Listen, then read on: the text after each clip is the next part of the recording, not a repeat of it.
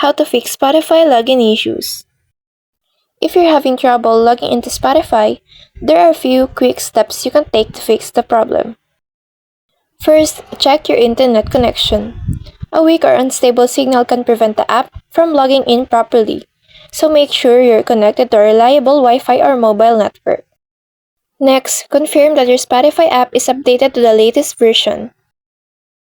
Outdated versions can sometimes cause bugs or compatibility issues.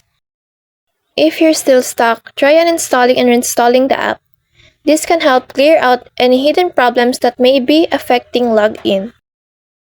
Another helpful fix is to clear the app's cache, especially if you're on Android. Cache data can become corrupted over time and may interfere with normal login behavior. If it's a password issue, tap Forgot Password on the login screen.